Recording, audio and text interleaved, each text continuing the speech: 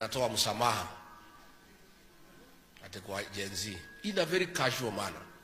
You know, we are talking about loss of life. How do you issue an apology about the loss of life in such a casual manner?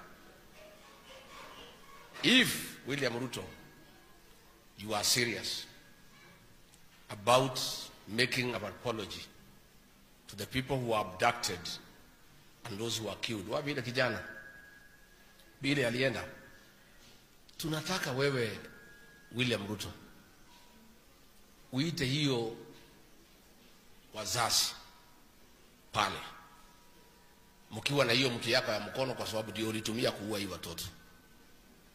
Then you talk to the parents and don't talk about if.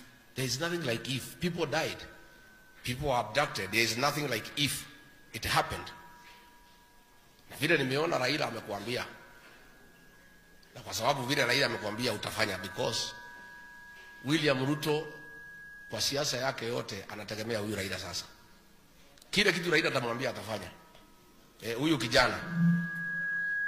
Huyu kijana tunataka William Ruto, mama ya huyu kijana anaitwa Wairimu na baba yake, and all the others who were abducted and those who were killed, you call them, you give an apology to them, then you discuss compensation with the parents. Sindio? Kama unataka kuwapatia fidia, si utaongea na wenye waliumia?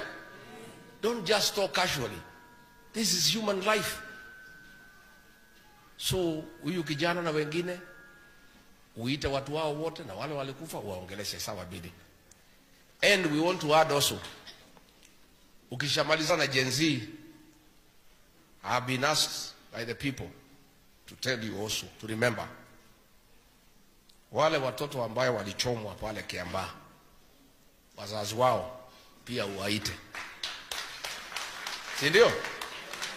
Uwaombe msamaha, alafu muongee mambo ya fidia. Si ndio?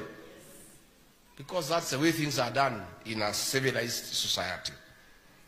Kwa hivyo mimi niseme mtikamake, mambo yetu yote imesimama. Nimeona barabara ni mbaya, stima hakuna nini, msijali, tutatengeneza hiyo maneno. Lakini hiyo maneno hawezekani hii mtu akiwa kwa kiti. Si ndio? Kwa hivyo agenda number 1 yafanye nini? Sasa asiseme ati hatuna agenda. Tuko na agenda mingi sana. Tuko na agenda ya kufufua uchumi, tuko na agenda ya kumaliza barabara za Uhuru Kenyatta, tuko na agenda ya kuweka stima,